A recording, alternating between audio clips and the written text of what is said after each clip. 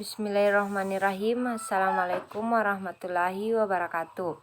Perkenalkan, nama saya Saskia, NIM 200222111 dari AP Reguler 3. Baiklah, pada kesempatan kali ini saya akan menyampaikan tentang sejarah perkembangan ekonomi di Indonesia dari masa ke masa.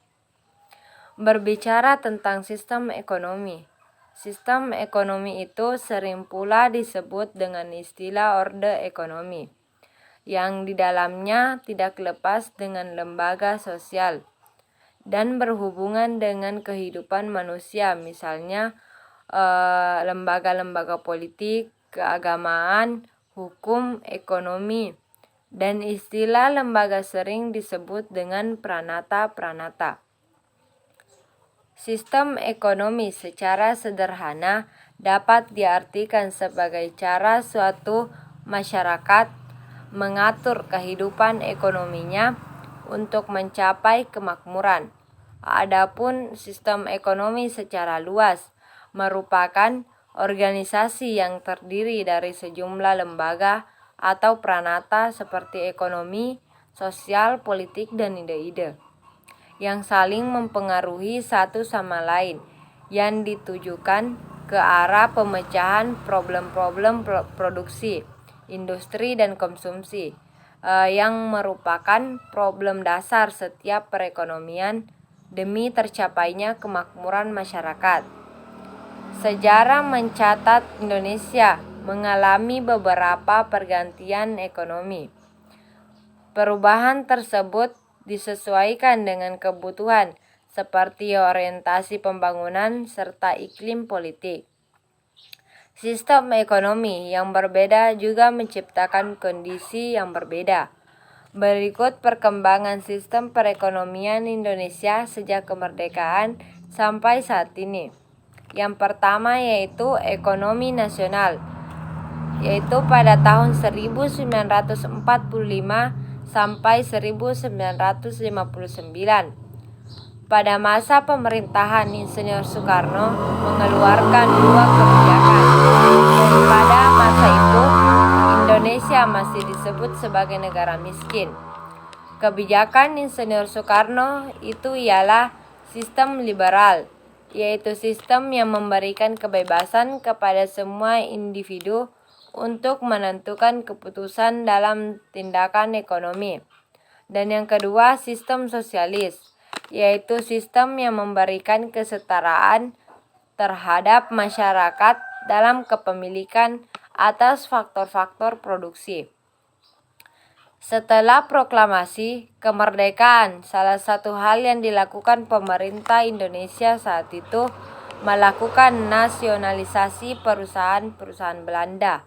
Namun karena pada saat itu perang mempertahankan kemerdekaan masih terjadi dan kabinet sering berganti, kondisi ekonomi menjadi lemah dan akhirnya dikeluarkanlah kebijakan disebut Gunting Syarifuddin atas ide Menteri Keuangan Syafruddin Prawiranegara.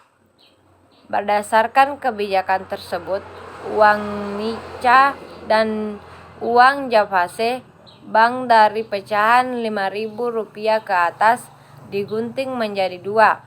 Guntingan kiri tetap berlaku sebagai alat pembayaran sah dengan nilai setengah dari nilai semula pada tanggal telah ditetapkan. Bagian kiri tersebut kemudian harus ditukarkan dengan uang kertas baru di bank. Sedangkan guntingan kanan dapat ditukar dengan obligasi negara sebesar setengah dari nilai semula dan akan dibayar 30 tahun, kemudian dengan bunga 3% setahun. Ini dilakukan untuk mengatasi inflasi. Berikutnya, masa demokrasi terpimpin, yaitu pada tahun 1959 sampai 1966. Di mana setelah dikeluarkannya dekret Presiden 5 Juli 1959, Indonesia menjalankan sistem demokrasi terpimpin secara otomatis. Perekonomian Indonesia menjurus pada sistem etatisme atau segala-galanya diatur oleh pemerintah. Berikutnya, masa demokrasi ekonomi, yaitu pada tahun 1967 sampai 1998. Di mana pada masa ini perekonomian Indonesia sudah mulai berkembang dalam pemerintahan Soeharto, dan ada beberapa kebijakan yang dilakukan Soeharto untuk memperbaiki perekonomian Indonesia, yaitu Indonesia kembali bergabung dengan International Monetary Fund atau IMF, sehingga bantuan keuangan dari negara asing masuk ke negara Indonesia. Yang kedua, pembebasan bea cukai impor dan menanggulangi devaluasi rupiah sehingga dapat meningkatkan nilai ekspor ke luar negeri. Berikutnya yaitu ekonomi Pancasila pada tahun 1998 sampai sekarang, di mana Dumairi menjelaskan pada tahun 1996 bahwa sistem ekonomi kita adalah kapitalis dan ataupun menganut sistem sosialis serta konstitualis. Sistem ekonomi Indonesia bukan kapitalis dan bukan pula sosialis. Namun menurut Sanusi pada tahun 2000, sistem ekonomi Indonesia termasuk sistem ekonomi campuran yang disesuaikan dengan Undang-Undang Dasar 1945. Karakteristik sistem ekonomi Pancasila yaitu perekonomian disusun sebagai usaha bersama berdasarkan asas-asas kekeluargaan. Kedua, cabang-cabang produksi yang penting bagi negara dan menguasai hajat hidup orang banyak dikuasai oleh negara. Yang ketiga, bumi, air, dan kekayaan alam yang terkandung di dalamnya dikuasai oleh negara dan dipergunakan untuk kemakmuran rakyat pemerintahan.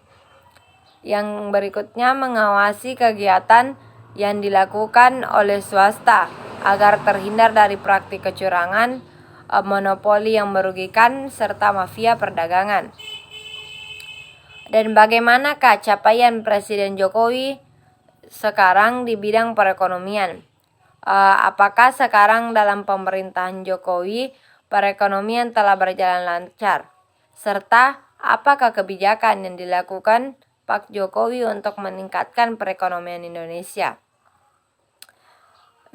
Dalam pemerintahan Jokowi saat 1 tahun pemerintahannya, dikatakan ada sejumlah masalah yang dialami saat itu.